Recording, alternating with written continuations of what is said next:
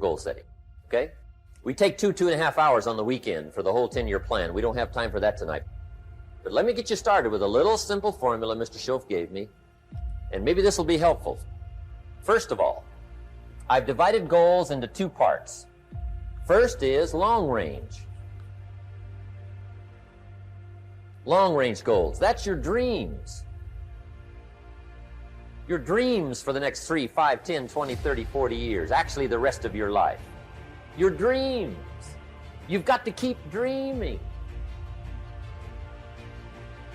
Ronald Reagan, president, said to the joint session of Congress a few weeks ago, "The Republic is a dream." And if we don't keep dreaming, we will lose the Republic.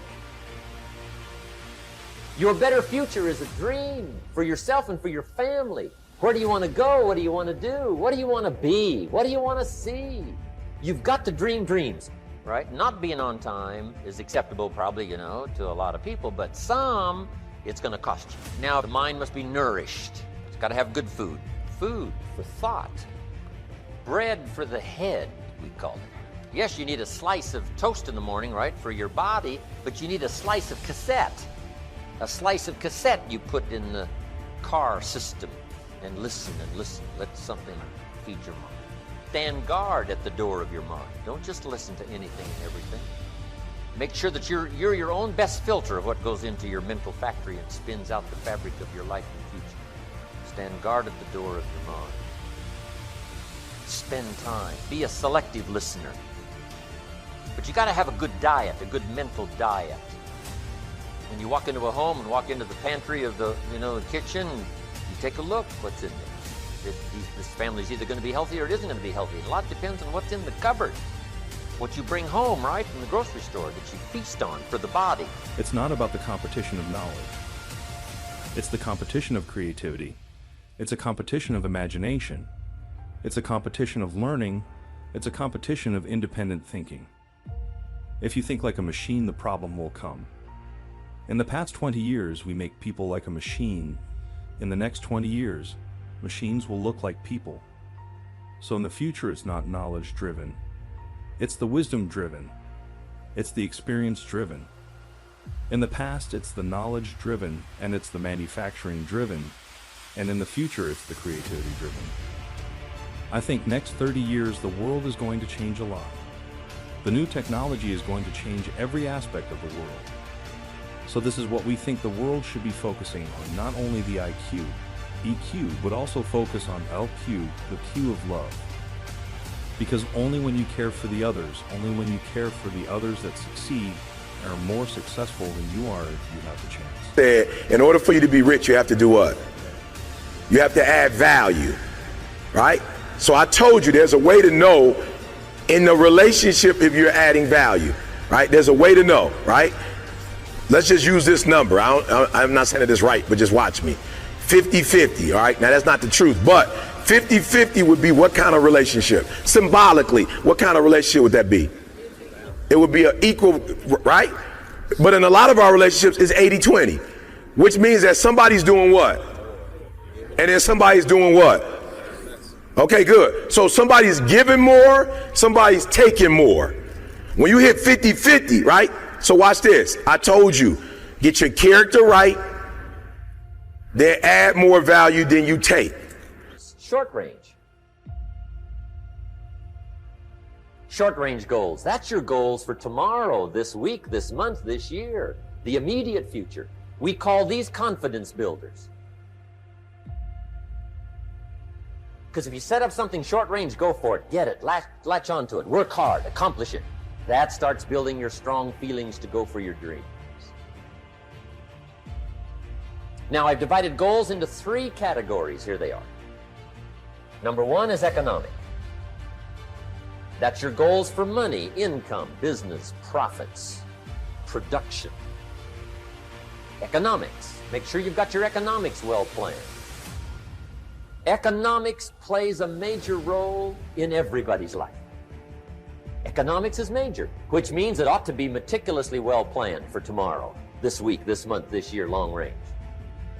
Good times create weak people. Weak people create bad times. Bad times create strong people. Strong people create good times. My whole thing is leaders anticipate, losers react.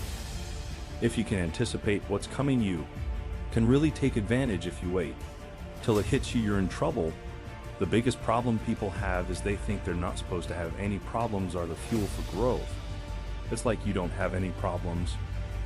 You're either a liar or you might call them challenges. It feels better. I understand that anybody who doesn't have problems, these either totally asleep with the wheel or they don't have much of any kind of life. Commitment to becoming excellent in your chosen field is an indispensable prerequisite for success, that if you are not good at what you do, you haven't got a chance in our competitive society unless you win the lottery.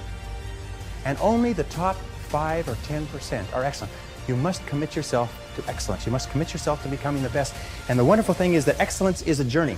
It's not a destination. You never get there. Complacency and satisfaction are the key enemies of excellence. But once you commit yourself to becoming excellent, the whole world opens up for you. A very important point of excellence is this means simply this: do your best every time out and always strive to do it better. Excellence yields opportunities, because when you become good, you open up. It's almost like the Red Sea of opportunity opens up in front of you. When you become excellent, you come to the attention of people, and people try to get you, and they give you more responsibilities and more opportunities. You see, when we do something well, it gives us a feeling of self-esteem and pride. We feel like a winner. But if we do things in an average way, it doesn't give us anything. Now here's the simple formula for setting goals. It goes like this. A, work on your goals. That's step 1. Work on them. And I put the word work there deliberately. Setting goals is plain hard work. I don't want to kid you. We haven't come here tonight to kid each other. It's work. I know it's work. That's why a lot of people just let it slide. It's work. Many people work hard on their job, but they don't work hard on their future. They just let that slide. And the work involved is making plans. I know most people don't. I understand that. But don't let that be you. Guy says, well, yeah, you work where I work, but the time you struggle home, it's late. You got to eat a bite of supper, watch a little TV, get to bed. You can't sit up half the night. Plan, plan, plan. And the guys be high. Young people, a lot of young people lose hope, lose vision, and start to complain. We also have the same problem. It's not a good feeling being rejected by so many people. We also depressed, but at least later we find that the world has a lot of opportunities. How you see the world, how you catch the opportunity,